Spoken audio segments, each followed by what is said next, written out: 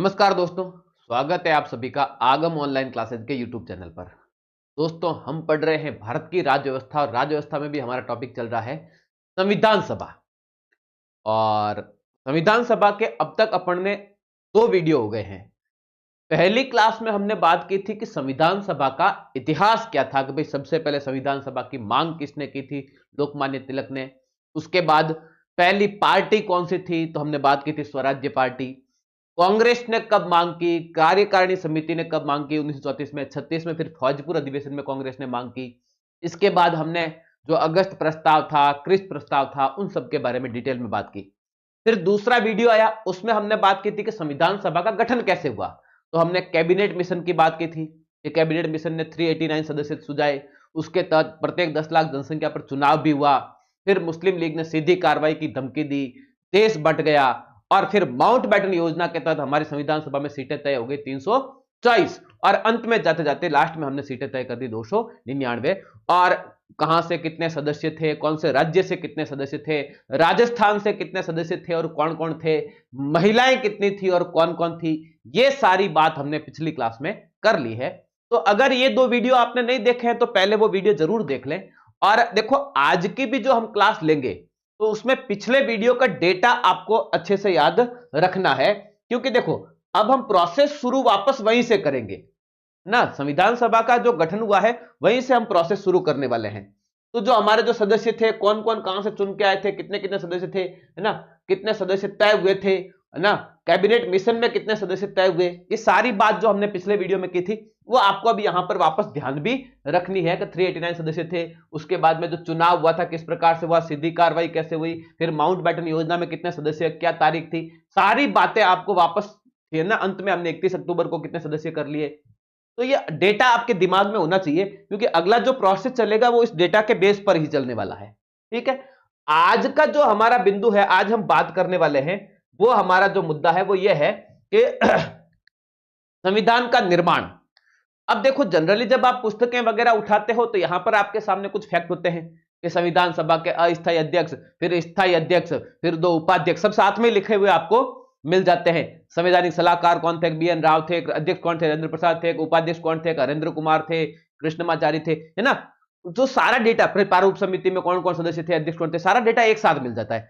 हम उस प्रकार से नहीं पढ़ने वाले हैं, हम क्या करेंगे, क्रॉनिकल तरीके से, सीरीज से, शुरू से लेकर अंत तक, पहली बैठक से लेकर अंत की बैठक तक हम क्रम से चलने वाले हैं।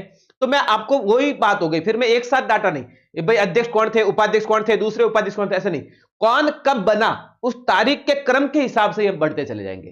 तो ऐसी स्थिति में मैंने आपको पिछली क्लास में भी कहा, आज वापस कह रहा हूं, पेन और कॉपी लेकर बैठे, जो बात कह रहे हैं वो डेटा आप लिखते जाएं और उसके अनुसार ही आपको पढ़ना भी है ना।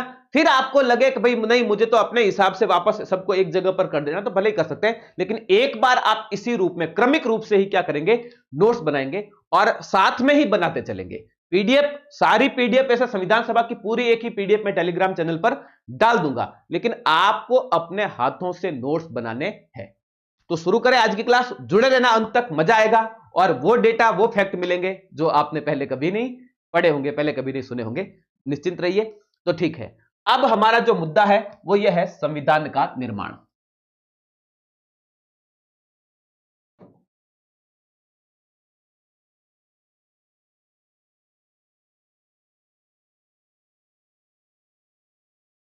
संविधान का निर्माण। तो संविधान सभा का गठन कैबिनेट मिशन के तहत हमने बात कर ली थी, सदस्य कितने तय हुए थे, 389। अब इसमें तो मुस्लिम लीग वगैरह सब शामिल है ना 389 के आंकड़े में, तो है ना। तो मैंने कहा ना, डेटा आपके पिछली क्लास वाला दिमाग में होना चाहिए। अब संविधान सभा की बैठक कब हुई है, पहली बैठक, है ना, संविधान सभा की पहली बैठक। अब हम क्रम से चलेंगे, तो डेट के साथ चलना है आपको। पहली बैठक कब हुई है, 9 दिसंबर 1946 को। यह डेट आपको पकड़ के रखना है। देखो, हम बात कर रहे हैं 9 दिसंबर 1946 को, तो 9 दिसंबर 1946 को तो पाकिस्तान अलग नहीं हुआ ना। तो अभी हमारा डेटा क्या है, 389 का है ना। तो डेटा बदला कब, पाकिस्तान बनने के बाद। तो 9 दिसंबर 1946 को हमारी संविधान सभा की पहली बैठक होती है। अब आपको ध्यान रखना, पहली बैठक कहां पर हुई थी? तो जो हमारा पुराना वाला संसद भवन है, अभी संसद भवन भी नरेंद्र मोदी जी की सरकार आने के बाद नया बन चुका है, इसी साल बना है, आप सब जानते हैं। तो पुराना वाला संसद भवन, जिसको नया नाम दे दिया गया है संविधान भवन, उसको संविधान भवन देने का कारण क्या है नाम? क्योंकि वो जो संसद भवन है उसी में एक हॉल दिया गया था जिसको सेंट्रल हॉल, क्या बोलते हैं? सेंट्रल हॉल, है ना, केंद्रीय कक्ष, सेंट्रल हॉल,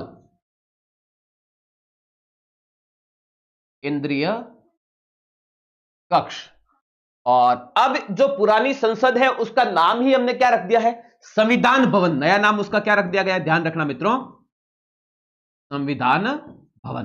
कारण यही है कि इसी में जो पुरानी वाली संसद है उसी के सेंट्रल हॉल में बैठकर हमारे संविधान को लिखा गया है ना। तो यह ध्यान रखें, संविधान सभा की बैठक यहीं पर हुई थी। तो संविधान सभा की पहली बैठक कब हुई थी? 9 दिसंबर 1946 को। अच्छा, यहां पर एक चीज आपको विशेष रूप से और ध्यान रखनी है कि हमारी संविधान सभा की दोहरी भूमिका थी, डबल रोल में थी, ध्यान रहे ना। संविधान सभा की दोहरी भूमिका थी। हम आगे बात करते हैं। संविधान सभा दो रूप में काम कर रही थी, एक तो संविधान सभा, दूसरा भारत की संसद के रूप में भी काम कर रही थी। क्योंकि देखो, संसद का गठन तो 1952 में हुआ, चुनाव तो 1952 में हुए, तो यहां से लेकर 1946 से लेकर 1952 तक संसद भी यह संविधान सभा ही थी, और यह संविधान सभा के सदस्य ही सांसद होते थे। लेकिन दोनों अलग अलग टाइम अलग अलग काम करते थे। जिस समय यह संविधान लिखने का काम करते थे, संविधान पर चर्चा होती थी, उस समय तो इसको क्या कहते थे? संविधान सभा। और फिर जब यही सदस्य कानून बनाने का काम करते थे तो उस समय इसको कहते थे संसद, और इनको सदस्यों को कहते थे सांसद। और दोनों के अध्यक्ष भी अलग अलग थे। मैं आपको एक बार के लिए बता दूं कि संविधान सभा के पहले या स्थायी अध्यक्ष थे डॉक्टर राजेंद्र प्रसाद, और उसी समय इसके और एक अध्यक्ष थे जीवी मावलंकर।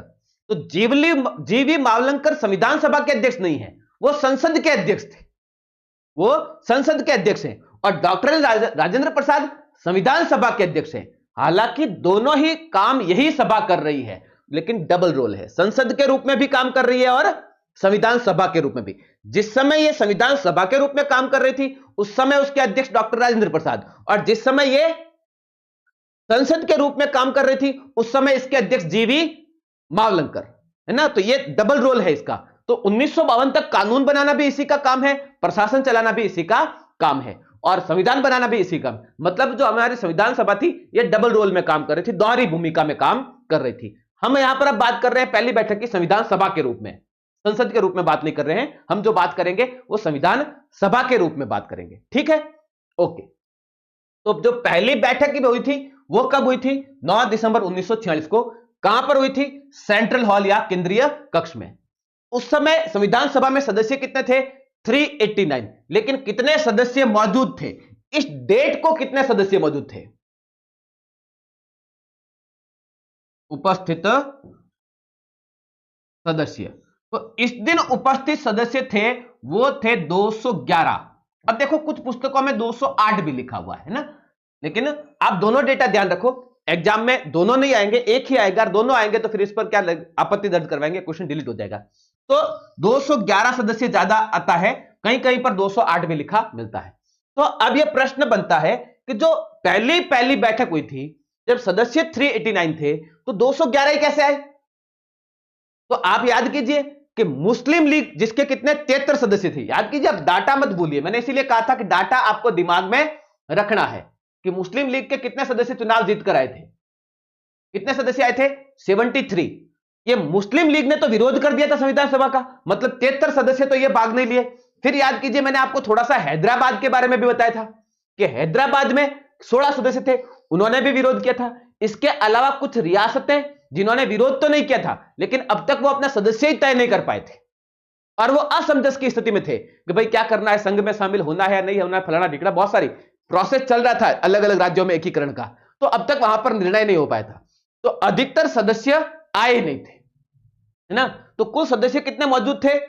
211 या 208, दोनों आंकड़ा याद रखना, 211 ज्यादा ठीक है। तो इतने कम क्यों? तो मुस्लिम लीग नहीं आई, हैदराबाद रियासत तो बिल्कुल ही नहीं, और अधिकतर रियासतों के सदस्य भी पहुंच नहीं पाए थे। यह वो कारण था। तो जो पहले दिन संविधान सभा की पहली पहली बैठक हुई, उस दिन कितने मौजूद सदस्य? 211। इस दिन सबसे पहला और सबसे महत्वपूर्ण काम क्या हुआ?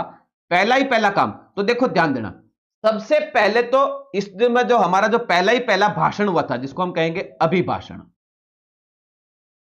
अभिभाषण, संविधान सभा में बोलने वाले पहले व्यक्ति कौन थे? पहला भाषण किसने दिया था? तो ध्यान रहे, आचार्य जे.बी. कृपलानी ने। आचार्य जे.बी. कृपलानी। तो यह भी सवाल बहुत अच्छा प्रश्न बन सकता है कि संविधान सभा में पहली बार बोलने वाले या संविधान सभा में पहला भाषण किसका था? तो पहला भाषण किसका था संविधान सभा में? तो ध्यान रहे मित्रों, संविधान सभा में पहला भाषण आचार्य जे.बी. कृपलानी का था। दूसरा, इस दिन क्या हुआ? संविधान सभा का एक अध्यक्ष चुना गया। यह अस्थायी अध्यक्ष था। अस्थायी अध्यक्ष, जैसे अभी हमारे नई विधानसभा बनती है या नई लोकसभा का गठन होता है, तो एक प्रोटेम स्पीकर नियुक्त किया जाता है ना, सबसे उम्रदराज व्यक्ति को, जो शपथ वगैरह दिलवाता है। उसी तरीके से संविधान सभा में भी क्या, एक प्रोटेम स्पीकर बनाया, एक अस्थायी अध्यक्ष चुना गया। तो कौन बने संविधान सभा के पहले अध्यक्ष या अस्थायी अध्यक्ष? डॉक्टर सच्चिदानंद। डॉक्टर सच्चिदानंद। तो देखो, यहां से प्रश्न अलग तरीके से पूछा जा सकता है ना, कि संविधान सभा के पहले अध्यक्ष कौन थे। जरूरी नहीं कि आपसे कहा जाएगा कि संविधान सभा के पहले अस्थायी अध्यक्ष कौन थे, फलाना ढिकरा। सीधा सीधा पूछा जा सकता है कि संविधान सभा के पहले अध्यक्ष कौन थे। तो आपका उत्तर होना चाहिए डॉक्टर सच्चिदानंद सिन्हा। डॉक्टर सच्चिदानंद सिन्हा, ठीक है। और उपाध्यक्ष भी चुने गए थे, मैं यहां लिख देता हूं उपाध्यक्ष। ये भी कैसे? अस्थायी। अस्थायी वो थे फ्रैंक एंथोनी। फ्रैंक एंथोनी, ये अस्थायी अध्यक्ष थे। कैसे अध्यक्ष थे? अस्थायी, है ना। तो आपसे प्रश्न पूछे संविधान सभा के पहले अध्यक्ष कौन थे, तो डॉक्टर सच्चिदानंद सिन्हा। या प्रश्न पूछे पहले अस्थायी अध्यक्ष कौन थे, पहले और एकमात्र ही थे अस्थायी, तो डॉक्टर सच्चिदानंद सिन्हा। और अस्थायी उपाध्यक्ष कौन थे? Frank Anthony. तो तारीख कौन सी? 9 दिसंबर। इस दिन क्या हुई? संविधान सभा की पहली बैठक हुई। कुल सदस्यों ने भाग लिया 211। अच्छा, 211 में से कभी आपसे पूछ ले महिलाएं कितनी थी, तो टोटल महिलाएं तो कितनी थी संविधान सभा में? 15। और इस दिन कितनी उपस्थित हुई थी? 10 महिलाएं उपस्थित हुई थी। पहली बैठक में कितनी महिलाएं उपस्थित हुई थी? 10 महिलाएं थी। इस दिन पहला भाषण किसने दिया संविधान सभा में? आचार्य जे.बी. कृपलानी ने। अस्थायी अध्यक्ष कौन चुने गए? डॉक्टर सच्चिदानंद सिन्हा। और अस्थायी उपाध्यक्ष कौन चुने गए?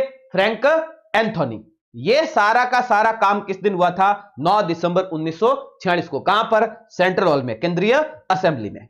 अब बढ़ते हैं 2 दिन बाद अगली तारीख को। आ जाओ 11 दिसंबर 1946। 11 दिसंबर 1946। इस दिन क्या काम हुआ? इस दिन एक काम हुआ, हमने संविधान सभा का स्थायी अध्यक्ष चुन लिया। स्थायी अध्यक्ष। और संविधान सभा के स्थायी अध्यक्ष बने थे डॉक्टर राजेंद्र प्रसाद। डॉक्टर राजेंद्र प्रसाद, जो अंत तक रहे थे, लास्ट तक हमारी संविधान सभा के अध्यक्ष कौन थे? डॉक्टर राजेंद्र प्रसाद। और मैं फिर कह रहा हूं कि डॉक्टर राजेंद्र प्रसाद संविधान सभा के अध्यक्ष हैं, और संविधान सभा दोहरी भूमिका में काम कर रही है। यह संविधान सभा के साथ साथ संसद के रूप में भी काम कर रही है। और जब यह संसद के रूप में काम कर रही थी, यही संविधान सभा, तो उस वक्त इसकी अध्यक्षता डॉक्टर राजेंद्र प्रसाद नहीं करते थे। उस वक्त इसकी अध्यक्षता करते थे जी.वी. मावलंकर। कौन करते थे? जी.वी. मावलंकर। यही संविधान सभा जब संसद के रूप में काम करेगी, उस वक्त तो अध्यक्ष कौन होंगे? जी.वी. मावलंकर। और जब यह संविधान सभा के रूप में काम करेगी, उस वक्त इसके अध्यक्ष कौन होंगे? उस वक्त इसके अध्यक्ष होंगे डॉक्टर राजेंद्र प्रसाद। ठीक है। आ जाओ और 2 दिन बाद, डेट 13 दिसंबर 1946। 13 दिसंबर 1946। इस दिन एक बड़ा काम होता है। क्या होता है कि अंतरिम सरकार में प्रधानमंत्री थे पंडित जवाहरलाल नेहरू। तो पंडित जवाहरलाल नेहरू ने इस दिन क्या किया था, एक उद्देश्य प्रस्ताव रखा। पंडित जवाहरलाल नेहरू, इन्होंने क्या किया था, उद्देश्य प्रस्ताव रखा। उद्देश्य प्रस्ताव। इस उद्देश्य प्रस्ताव को नीलपत्र या ब्लूप्रिंट भी कहते हैं। नीलपत्र। इसमें टोटल ध्यान रखना 8 प्रस्ताव थे। टोटल कितने प्रस्ताव थे? 8 प्रस्ताव। देखो, हमें क्या करना है, देश के लिए एक संविधान बनाना है। संविधान देख, जैसे आप मान लीजिए आपको क्या करना है, एक मकान बनाना है ना, और आप किसी कारीगर के पास, ठेकेदार के पास जाओगे कि भाई साहब मेरे को एक मकान बनाना है। तो सबसे पहले जो ठेकेदार है, कारीगर है, आपसे कहेगा कि आपका प्लॉट कितना बड़ा है और आपकी मांग क्या है। भाई यही होगा कि आपको क्या क्या चाहिए। तो आप कहोगे भाई साहब मेरा प्लॉट 20 बाई 50 का या 25 बाई 50 का है, उसमें मुझे कम से कम 2 रूम और कम से कम 2 लैट बाथ चाहिए और एक आधा रूम आप ऊपर भी बना दो तो ठीक है। आपकी डिमांड क्या है ना, आपके मकान का उद्देश्य क्या है, क्यों बनाना चाह रहे हो, अपने रहने के लिए बनाना चाह रहे हो कि बाद में बनाकर बेचना है कि किराए पर देना है। तो आपको उसके हिसाब से अंदर खुद के लिए बना रहे हो तो बढ़िया क्वालिटी यूज करनी है, बढ़िया वस्तुएं लगानी है, बढ़िया चीज लगानी है ना। बाद में बेचना है तो उस हिसाब से बनाओगे, किराए पे देना है तो उस हिसाब से बनाओगे, है ना। तो हमने अपने देश का संविधान बनाना है, तो हमारे डिमांड क्या है, उद्देश्य क्या है, हम हमारे संविधान में क्या क्या चीजें चाहते हैं, इस पर सबसे पहले तो एक क्या रख दिया गया, 8 प्रस्ताव रखे गए कि भाई हमें संविधान में कम से कम इतनी इतनी चीजें तो चाहिए। और इसी के आधार पर, है ना, एक कच्चा जैसे नक्शा बनाते हैं ना मकान का, ठीक उसी प्रकार से एक कच्चा नक्शा है ये, जिसको हम क्या कहते हैं, नेहरू जी का उद्देश्य प्रस्ताव, जिसमें टोटल कितने प्रस्ताव थे, 8 प्रस्ताव थे। और इसी को हम क्या कहते हैं, नीलपत्र या ब्लूप्रिंट। अपन कहते हैं ना कि खाका तैयार करो, एक तरह का खाका है ये ना, नीलपत्र है, ब्लूप्रिंट है। अब इसी के आधार पर क्या करना है, हमें एक संविधान का निर्माण करना है, जिसमें हमारी मेन जो डिमांड है वो ये है। उसके बाद में अपन देखेंगे और क्या क्या होना चाहिए। तो इसको हम क्या कहेंगे, उद्देश्य प्रस्ताव, जो किसने प्रस्तुत किया था, पंडित जवाहरलाल नेहरू ने। कब प्रस्तुत किया था, तो 13 दिसंबर 1946 को। ठीक है, अब बढ़ जाते हैं आगे, अगली तारीख को। नेक्स्ट तारीख आ गई 22 जनवरी 1947, है ना। मैंने कहा ना क्रॉनिकल तरीके से चलेंगे अपन, स्टेप बाय स्टेप, आगे से आगे, और इसी आधार से आपको नोट बनाना है, साथ ही साथ में लिखते रहना है। मैं फिर कह रहा हूं ना, इसी हिसाब से लिखोगे। अब इस दिन क्या काम हुआ, जो नेहरू जी ने उद्देश्य प्रस्ताव रखा था, कब रखा था, 13 दिसंबर को। इस उद्देश्य प्रस्ताव को संविधान सभा द्वारा स्वीकार किया गया। देखो, इन्होंने रख दिया, अब संविधान सभा में क्या होनी है, डिबेट होनी है। देखो, हमारे संविधान सभा में जो संविधान बना है, जितने भी अनुच्छेद है, हर एक का प्रस्ताव लाया गया, उस पर डिबेट हुई, चर्चा हुई, कौन पक्ष में है, कौन विपक्ष में है, इसमें क्या संशोधन चाहते हो, सारी बातें हुई। उसके बाद में उसको स्वीकार किया गया। तो सबसे पहले उद्देश्य प्रस्ताव रखा गया, और इस उद्देश्य प्रस्ताव पर क्या हुई, डिबेट हुई, संविधान सभा में दाब कर क्या हुई, चर्चा हुई कि हाँ ये होना चाहिए, ये नहीं होना चाहिए, इसमें ऐसा होना चाहिए, दाब कर डिबेट हुई। और फाइनली 22 जनवरी 1947 को उद्देश्य प्रस्ताव को संविधान सभा द्वारा स्वीकार किया गया। उद्देश्य प्रस्ताव को संविधान सभा द्वारा बहुमत से क्या कर लिया गया, स्वीकार किया गया। बहुत सारे एग्जाम्स में यहां से सीधा डायरेक्टली प्रश्न बनता है। अभी हाल ही में राजस्थान में विभिन्न भर्तियां हुई, बार बार यह प्रश्न बना कि नेहरू जी ने उद्देश्य प्रस्ताव कब रखा, यह भी प्रश्न बना, और उद्देश्य प्रस्ताव को स्वीकार कब किया गया, यह भी प्रश्न बना। तो डेट के साथ याद रखोगे, 22 जनवरी 1947 को उद्देश्य प्रस्ताव को बहुमत से क्या कर लिया गया, स्वीकार कर लिया गया। अब आ जाते हैं अगली डेट पर, इसके 3 दिन बाद, 25 जनवरी 1947। 25 जनवरी 1947। ये 25 जनवरी 1947 को क्या काम हुआ? पहला काम क्या हुआ? हमने एक स्थायी उपाध्यक्ष चुना। फ्रैंक एंथोनी जो पहले उपाध्यक्ष थे वो अस्थायी थे। अब क्या किया गया? 25 जनवरी 1947 को उपाध्यक्ष चुना गया संविधान सभा के। तो संविधान सभा के उपाध्यक्ष दो थे, वैसे दूसरे कब बने वो वहां पर बताएंगे, डेट के साथ चल रहे अपन। 25 जनवरी 1947 को उपाध्यक्ष चुना गया था, वो चुना गया था हरेंद्र कुमार मुखर्जी, HK मुखर्जी।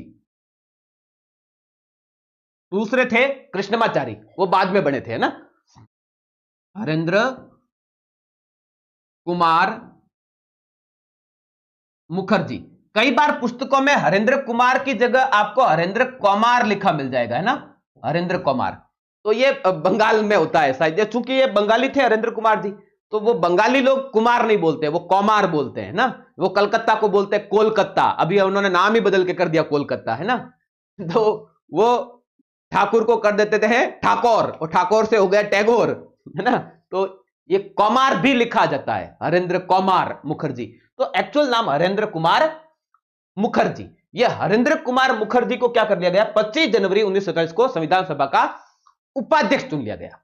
और इसी दिन एक और बड़ा काम होता है मित्रों, 25 जनवरी 1947 को यह कहा गया कि अब हमें संविधान सभा में एक वैधानिक सलाहकार चाहिए जो कानून का जबरदस्त जानकार हो, है ना। क्योंकि देखो, संविधान बनाना तो संविधान सभा को ही है, इसमें कोई डाउट नहीं है। फाइनल निर्णय तो कौन लेगी? संविधान सभा। लेकिन हम दुनिया भर के संविधान पर स्टडी कर लें एक बार, है ना, और वो हमें समय समय पर क्या दे? सलाह दे, जो कानूनी जानकार हो। अभी भी हमारी लोकसभा में, राज्यसभा में जो सरकार होती है, उसका एक कानूनी सलाहकार होता है जिसको हम बोलते हैं अटॉर्नी जनरल, महान्यायवादी। वास्तव में ये सरकार का क्या होता है? कानूनी सलाहकार होता है, कानून के संबंध में सलाह देता है।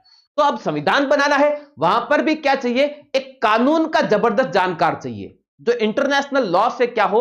वाकिफ हो, और वो हमें क्या कर सके? सलाह दे सके। तो इस विषय पर डिबेट चल रही थी। तो ऐसे में जो हमारे प्रधानमंत्री जी थे उस समय, पंडित जवाहरलाल नेहरू, उनकी सलाह थी कि अमेरिका के एक प्रसिद्ध विद्वान है आइवर जेनिंग्स, आइवर जेनिंग्स, इनको क्या बनाओ? संविधान सभा का कानूनी सलाहकार बना देते हैं हम, वैधानिक सलाहकार। आइवर जेनिंग्स कानून के उस समय के जाने माने विद्वान रहे हैं। पंडित जी ने कहा कि इससे मेरी दोस्ती भी है और मैं बुलाऊंगा तो आ भी जाएगा। लेकिन सरदार पटेल ने कहा नहीं, जैसा भी हो अपना हो, इनको बढ़ाएंगे, जिंदगी भर हमारे माथे पर एक टीका हो जाएगा कि आपका संविधान का सलाहकार तो क्या था? एक गोरा ही था, और ये अंग्रेज हमें जीने नहीं देंगे, तुम लोगों ने, भारतीयों ने क्या संविधान बनाया। जो भी हो अपना आदमी हो। तो ऐसी स्थिति में हमने पहले भी बात की थी, एक महापुरुष का नाम हमें याद रखना है, BN राव, BN राव। ये BN राव के बारे में मैं फिर एक बार थोड़ा सा बता दूं। भारत के जाने माने कानून के जानकार थे ये। BN राव जो थे, ये मैं आपको बता दूं, वैसे एक ICS अधिकारी थे। 1909 में एक ICS अधिकारी बने। उसके बाद में ये कई 17 जिला न्यायालयों में न्यायाधीश भी रहे। उसके बाद में ये 1935 के भारत शासन अधिनियम में भी प्रमुख सलाहकार थे। उसके बाद में मैं आपको बता दूं कि ये कलकत्ता हाईकोर्ट के न्यायाधीश भी रहे। उसके बाद ये असम के भी सरकार के वैधानिक सलाहकार रहे। आप जम्मू कश्मीर के प्रधानमंत्री पद पर भी रहे। इन्होंने ही बर्मा का संविधान लिखा। ये आपके UN में जो सुरक्षा परिषद होते हैं उसके सदस्य भी रहे और बाद में अध्यक्ष भी बने। और आपको बता दूं कि जो हैदराबाद को हमने भारत में मिलाया था, वो हैदराबाद के निजाम ने इंटरनेशनल कोर्ट में, अंतरराष्ट्रीय न्यायालय में अपील की थी कि भारत ने सैनिक कार्रवाई करके हमको मिलाया। उस वक्त भारत सरकार के वकील भी ये BN राव ही बनकर गए थे, बेनेगल नरसिम्हन राव, बेनेगल नरसिम्हन राव। और ये केस जीते और आज हैदराबाद भारत में है। और यही BN राव बाद में अंतरराष्ट्रीय न्यायालय में जज भी बनते हैं।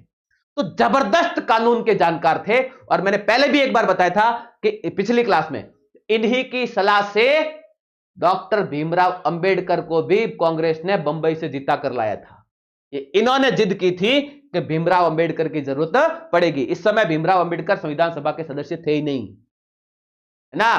कारण नहीं, इस समय तो थे, बंगाल से आए थे ना उनकी सपोर्ट से, मुस्लिम लीग की सपोर्ट से। लेकिन बाद में जब मुस्लिम लीग अलग हो गई तो भीमराव अंबेडकर की सदस्यता क्या हो गई, खत्म हो गई।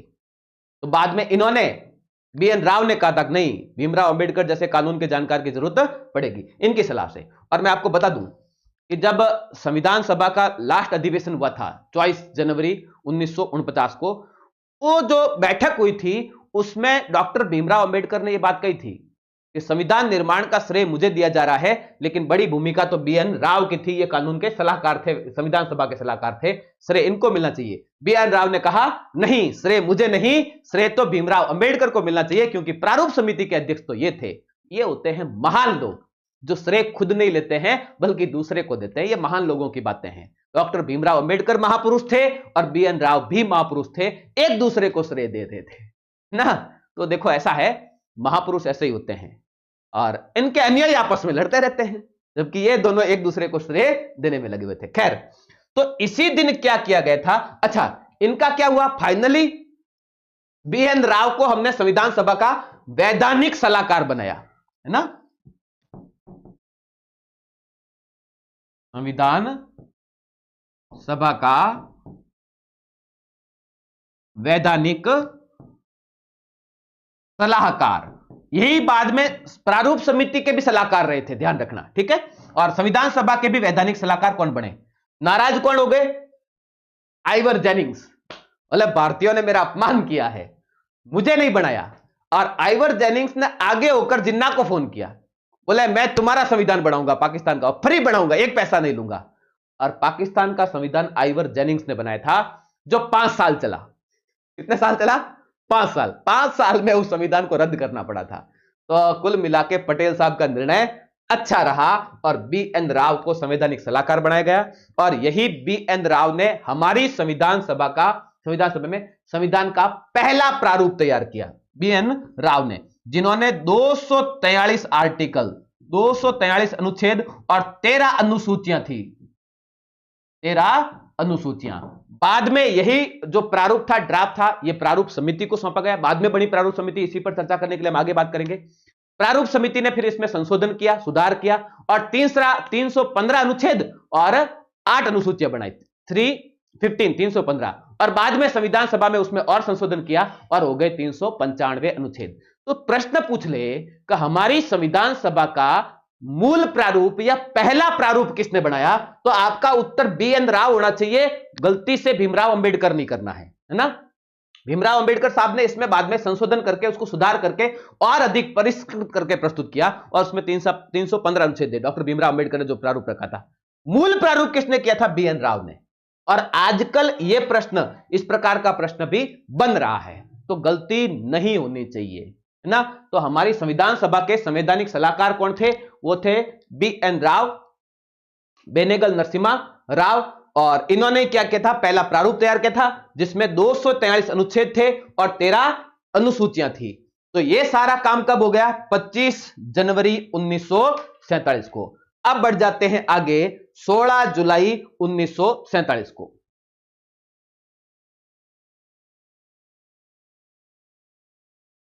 16 जुलाई 1947 को। इस दिन क्या हुआ, दूसरे उपाध्यक्ष बनाए गए, द्वितीय उपाध्यक्ष। पहले उपाध्यक्ष कौन हो गए थे, हरेंद्र कुमार मुखर्जी, 25 जनवरी को। और 16 जुलाई 1947 को क्या किया गया, और एक उपाध्यक्ष बनाया गया। कौन बने, द्वितीय उपाध्यक्ष।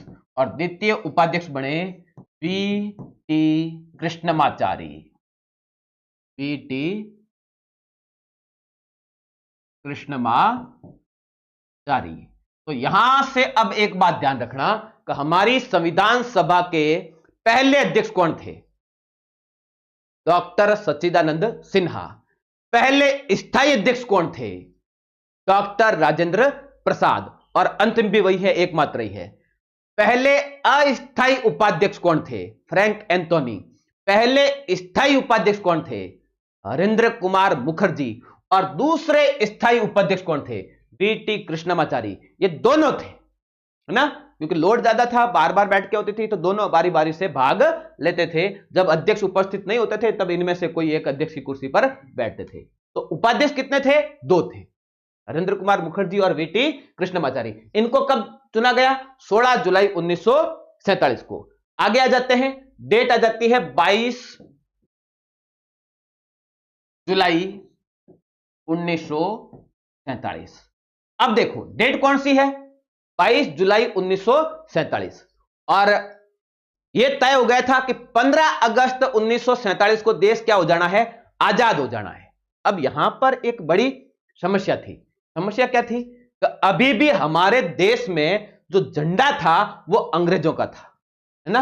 अंग्रेजों के झंडे को आपने देखा होगा, लाल रंग का होता है, वो धारीदार वाला, है ना। उसको क्या बोलते हैं? यूनियन जैक ना, यूनियन जैक। तो अब सवाल था कि भाई 15 अगस्त 1947 को देश आजाद हो जाएंगे, और जैसे ही देश आजाद होगा तो हमें हमारा झंडा फहराना है। तो प्रश्न यह था कि हमारे देश का राष्ट्र ध्वज कैसा हो? राष्ट्र ध्वज। तो फाइनली हम सब जानते हैं कि हमारे देश का राष्ट्र ध्वज क्या है? तिरंगा। तो अब यह भी यहां से एक प्रश्न बन गया कि तिरंगा जो है इसको राष्ट्र ध्वज के रूप में कब स्वीकार किया गया? 22 जुलाई 1947 को। तिरंगा राष्ट्र ध्वज कब बना? 22 जुलाई 1947 को। अब यहां से एक और प्रश्न बन सकता है कि राष्ट्र ध्वज जो तिरंगा है इसको डिजाइन किसने किया? तो ध्यान रखना, एक महापुरुष का नाम है पिंगली वेंकैया। पिंगली वेंकैया, ध्यान रखना। सबको कहा गया था भाई अपने अपने हिसाब से हमारा राष्ट्र ध्वज बनाना है, बताओ कैसा बनाए। सबने अलग अलग डिजाइन दिया। तो पिंगली वेंकैया था, इन्होंने क्या किया था? यह डिजाइन दिया था कि हमारा राष्ट्र ध्वज में 3 रंग होंगे। सबसे ऊपर होगा केसरिया, जो किसका? वीरता का प्रतीक। दूसरा रंग होगा सफेद, जो किसका? शांति का प्रतीक। तीसरा होगा हरा, जो प्रगति, अब जो खुशहाली और हरियाली का प्रतीक। और बीच में क्या होगा? एक चक्र होगा, जो किसका? प्रगति का प्रतीक। और उसमें 24 तीलियां होगी, जिसका रंग कैसा होगा? डार्क नीला होगा। और यह निरंतर चलायमान का प्रतीक होगा, 24 घंटे चलने वाला। तो इस प्रकार से यह डिजाइन किसने बनाया? पिंगली वेंकैया ने, जिसको संविधान सभा में प्रस्तुत किया गया। ये लो साहब, सबको पूछा भाई ये पिंगली वेंकैया ऐसा डिजाइन बना के लेके आए हैं, है ना, इसका अनुपात है 3:2, बोलो पसंद आया क्या? संविधान सभा के सदस्यों ने कहा हाँ बहुत बढ़िया बहुत बढ़िया, ठीक है। तो फिर 22 जुलाई 1947 को तिरंगे को हमने राष्ट्र ध्वज के रूप में स्वीकार कर लिया। और डॉक्टर राजेंद्र प्रसाद ने, किसने? संविधान सभा के अध्यक्ष कौन है इसी दिन? डॉक्टर राजेंद्र प्रसाद ने इसी दिन क्या किया? तिरंगे को राष्ट्र को समर्पित किया। किसके माध्यम से किया? तो एक महिला सदस्य थी, हंसा मेहता। हंसा मेहता। तो इसको समेटकर किसके हाथों में लाके सौंपा? हंसा मेहता के हाथों में लाके सौंपा। और इनके माध्यम से तिरंगे को इसी दिन 22 जुलाई 1947 को राष्ट्र को समर्पित किया गया। और बाद में 15 अगस्त 1947 को देश आजाद हुआ। तो हमारी जो संविधान सभा थी उसने जो उस समय की संसद, पहले वाली संसद, नई वाली नहीं, पहले वाली संसद के उस सेंट्रल हॉल के ऊपर ही पहली बार क्या किया गया? तिरंगा फहराया गया। और किसने फहराया? तत्कालीन प्रधानमंत्री पंडित जवाहरलाल नेहरू ने। तो पहली बार ध्वजारोहण, इसको ध्वजारोहण ही कहेंगे ना, ठीक है। अच्छा मैं आपको बता दूं कि एक तो होता है ध्वजारोहण, ध्वजारोहण, और एक होता है ध्वज फहराना, ध्वज फहराना। इन दोनों में भी अंतर है। तो 15 अगस्त 1947 को क्या होता है? ध्वजारोहण होता है। तो 15 अगस्त 1947 को हमारा देश आजाद हुआ। तो बड़े ही सम्मान से जो यूनियन जैक था, अंग्रेजों का झंडा था, इसको उतारा गया और पूरे देश में ही बड़े ही सम्मान से उतारा गया। और जो माउंट बैटन थे उस समय के वायसराय, उनको सौंप दिया गया। और इसके स्थान पर हमारा जो तिरंगा है इसका ध्वजारोहण किया गया। ध्वजारोहण नीचे से ऊपर जाता है। आप 15 अगस्त को देखो, लाल किले पर आज भी ध्वजारोहण होता है, तो वो झंडा नीचे लगाया जाता है, फिर धीरे धीरे वो क्या करता है? ऊपर जाता है, फिर फहराया जाता है। जबकि 26 जनवरी को हम क्या कहते हैं? ध्वज फहराते हैं, पहले ही ऊपर बांधते हैं फिर खोल देते हैं। दोनों में अंतर है। 15 अगस्त को क्या हुआ? हमारे ध्वज को आरोहित किया गया, ऊपर ले जाया गया, फिर उसको फहराया गया। तो 15 अगस्त को क्या होता है? हर 15 अगस्त को आज भी ध्वजारोहण होता है। और 26 जनवरी को क्या कहते हैं? ध्वज फहराते हैं। तो ये जो हमारा तिरंगा है, राष्ट्र ध्वज, कब स्वीकार किया गया? यह किया गया 22 जुलाई 1947 को। पहली बार इसका ध्वजारोहण किसने किया? पंडित जवाहरलाल नेहरू ने किया। कहां पर किया? जो उस समय की संसद थी, संसद के वही जो सेंट्रल असेंबली थी, जो है ना केंद्रीय कक्ष था, उसके ऊपर किया गया। क्लियर हुई बात? आगे बात करें, तारीख आ जाती है अगली 29 अगस्त 1947।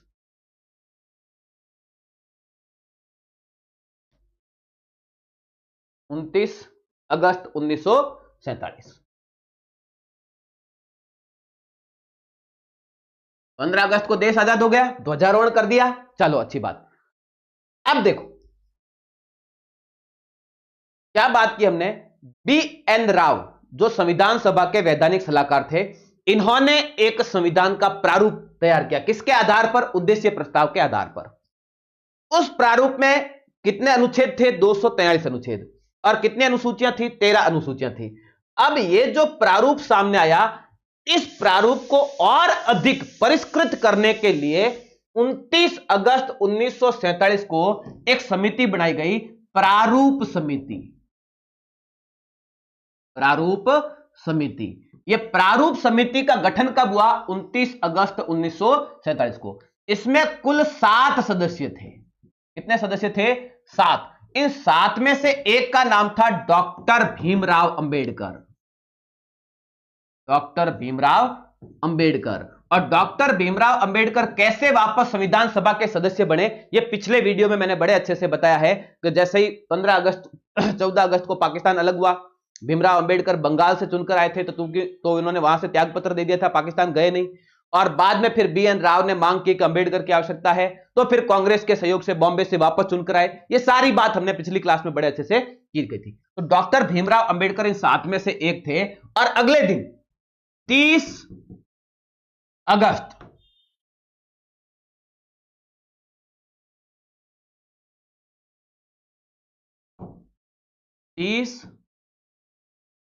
अगस्त 1947 को डॉक्टर भीमराव अंबेडकर को प्रारूप समिति का अध्यक्ष चुन लिया गया। ठीक है, यहां पर देखो प्रश्न बड़ा ही टिपिकल बन सकता है। प्रारूप समिति का गठन कब हुआ? 29 अगस्त। इसमें कितने सदस्य निर्वाचित हुए थे? 7 सदस्य। प्रारूप समिति के अध्यक्ष कौन बने? डॉक्टर भीमराव अंबेडकर। और प्रारूप समिति का अध्यक्ष डॉक्टर भीमराव अंबेडकर को कब चुना गया? तो 30 अगस्त 1947 को। दोनों बातों में अंतर है। तो अध्यक्ष कौन थे? डॉक्टर भीमराव अंबेडकर। 6 और सदस्य थे। कौन कौन थे? तो थोड़ा सा ध्यान दो। तो हमारी जो प्रारूप समिति या इसको मसौदा समिति, इसको ड्राफ्टिंग कमेटी कहें, इसका गठन हुआ 29 अगस्त 1947 को, जिसके अध्यक्ष अगले दिन चुने गए बी.आर. अंबेडकर। 6 अन्य सदस्य थे, जिनमें एक थे एन. गोपाल स्वामी अयंगर, अल्लादी कृष्ण स्वामी अय्यर, के.एम. मुंशी, मोहम्मद सादुल्ला। ठीक है, अब देखना, एक सदस्य थे एन. माधव राव, ये बाद में मनोनीत हुए थे। एक्चुअल में एक सदस्य थे बी.एल. मित्तर। इन्होंने क्या कर दिया था? बीमार हो गए थे, अस्वस्थ थे, इसलिए त्याग पत्र दे दिया था। तो फिर इनके स्थान पर कौन आ गए? एन. माधव राव। और एक सदस्य थे डी.पी. खेतान, इनकी मृत्यु हो गई थी, तो फिर इनके स्थान पर कौन आए? टी.टी. कृष्णमाचारी। ठीक है, तो 6 सदस्य। अब ध्यान देना कि doctor Ambedkar, N. Gopal Swami, Alladi Krishna Iyer, KM. Munshi, Mohammad Sadulla Khan, BL. मित्तर, डी.पी. खेतान, इनको संविधान सभा ने चुना था, निर्वाचित सदस्य थे। 2 हट गए, तो बाद में जो 2 आए उनका निर्वाचन नहीं हुआ था। इनको संविधान सभा ने सीधा ही क्या कर दिया था? मनोनीत कर दिया था, नामजद कर दिया था। अध्यक्ष साहब ने क्या किया? इनको मनोनीत किया। तो ध्यान रहे, 7 में से 5 निर्वाचित थे, 2 मनोनीत थे। कारण 2 बाद में आए हैं। पहले निर्वाचित हुए थे बी.एल. मित्तर और डी.पी. खेतान। बी.एल. मित्तर ने त्याग पत्र दिया, डी.पी. खेतान की मृत्यु हुई, तो इनके स्थान पर कौन आए? एन. माधव राव और टी.टी. कृष्णमाचारी। इनको बाद में क्या किया गया? मनोनीत किया गया। आपको सभी सदस्यों के नाम अच्छे से याद रखने हैं, सभी के नाम अच्छे से आपको कॉपी में लिख लेने हैं। अगर देखो, मैं हो सकता है आप लोग पढ़ रहे हैं, लिखने का टाइम नहीं मिल रहा है, वीडियो पॉज कर ले और आराम से क्या कर ले? लिख ले। या मैं थोड़ी थोड़ी देर में साइड में हो जाता हूं, ताकि आप लोग क्या कर लो? स्क्रीनशॉट ले लो, ताकि आप आराम से क्या कर सको? लिख सको। तो इस साइड में इसीलिए हो जाता हूं ताकि आप आराम से क्या कर सको, स्क्रीनशॉट भी ले सको। ठीक है, चलो ले लिया होगा स्क्रीनशॉट, तो बढ़े आगे। ओके, तो इस जो प्रारूप समिति है, यह प्रारूप समिति ने क्या किया, एक प्रारूप तैयार किया, और इस प्रारूप समिति ने प्रारूप तैयार किया। उसमें कितने अनुच्छेद थे इस प्रारूप में? 315 अनुच्छेद थे, 315 आर्टिकल थे और 8 अनुसूचियां थी। जबकि पहले जो BN राव ने प्रारूप तैयार किया था, पहला प्रारूप, उसमें कितने अनुच्छेद है? उसमें देखो 243 अनुच्छेद है और 13 अनुसूचियां है। ध्यान रखना, कंफ्यूज नहीं होना है। ठीक है, तो उसी को परिष्कृत करके 315 अनुच्छेद और 8 अनुसूचियां, और बाद में जब हमारा संविधान बना, टोटल फाइनल हुआ, तो उसमें 395 अनुच्छेद और 8 अनुसूचियां ही थी, जो बाद में बढ़कर अभी वर्तमान में 12 हो गई। हम एक एक की बात करेंगे, कौन सी अनुसूची कब आई, कैसे आई, सबकी अपन अलग अलग बात करेंगे। ठीक है, अब आ जाते हैं आगे, अगली डेट 14 सितंबर 1947। 14 सितंबर 1947। अब ये तो डेट दिमाग में आते ही आपके दिमाग में कुछ बातें आ जानी चाहिए। 14 सितंबर हम हिंदी दिवस मनाते हैं, तो इस दिन क्या हुआ, 14 सितंबर को हिंदी को राजभाषा घोषित किया गया। हिंदी को राजभाषा घोषित किया गया। यहां पर ध्यान रखना, मैं कह रहा हूं राजभाषा, और वर्तमान में भी हमारी जो राजभाषा है वो हिंदी है, और इसकी लिपि जो है वो है देवनागरी। देवनागरी। हमारे देश के आज भी कोई राष्ट्रभाषा नहीं है, राजभाषा ही है। अब राष्ट्रभाषा क्यों नहीं है, तो ध्यान देना कि जो दक्षिण भारतीय है वो क्या करते हैं, इसका विरोध करते हैं कि भाई नहीं, हमें कोई राष्ट्रभाषा नहीं चाहिए, हमें हमारी लोकल भाषाओं से प्रेम है। अच्छा, ये अलग बात है कि उन्हें अंग्रेजी से कोई आपत्ति नहीं है। चलो, तो राजभाषा घोषित किया गया, लेकिन तत्काल इसको लागू नहीं किया गया। समय दिया गया था 15 वर्षों का, कि 15 वर्ष तक सभी काम, हमारे राज्यकार्य के जितने भी काम होंगे वो अंग्रेजी में होंगे, क्योंकि इतना समय चाहिए। सारे डिपार्टमेंट को अब क्या करना, अंग्रेजी से, पहले सारा काम अंग्रेजों के काल में अंग्रेजी में ही होता था, उसको अब हिंदी में ट्रांसलेट करना पड़ेगा। ये भी तो एक बड़ी समस्या है। तो 15 वर्ष तक अंग्रेजी में काम होगा, 15 वर्षों बाद सारा काम क्या हो जाएगा, हिंदी में हो जाएगा। तो यह होना चाहिए था, मतलब संविधान लागू हमारा 1950 में, 65 में यह काम हो जाना चाहिए था, लेकिन अभी भी प्रॉपर नहीं हुआ है। खासतौर से दक्षिण भारतीय विरोध करते हैं। अभी कुछ समय पहले जब राजपत्र की बात हुई, मोदी जी ने कहा कि हिंदी में जारी होंगे और सारे जो केंद्रीय आज्ञाएं होगी वो हिंदी में आएगी, तो बंगाल के मुख्यमंत्री ममता बनर्जी ने जबरदस्त विरोध किया। बोले अंग्रेजी में आया, हिंदी में आया तो मैं फाड़ के फेंक दूंगी, मुझे अंग्रेजी में चाहिए या हमारी लोकल लैंग्वेज में चाहिए। तो ये एक बड़ा विवाद है आज भी हमारे सामने। खैर, टाइम हो गया मुझे लगता है काफी, तो आज के लिए हम इतनी ही बात करेंगे। अगर आपको जानकारी अच्छी लग रही है तो वीडियो को लाइक करें, शेयर करें और अधिक से अधिक लोगों तक पहुंचाएं, है ना। देखो, मैं बार बार कह रहा हूं, अगर आप सपोर्ट करोगे, शेयर करोगे, ज्यादा से ज्यादा विद्यार्थी जुड़ेंगे, तो मैं भी, मेरे अंदर भी वो एनर्जी आएगी कि मैं आगे होकर क्लासें लूं, है ना। अन्यथा फिर वो मजा नहीं आता है, फिर ठीक है, फिर वो लेना है।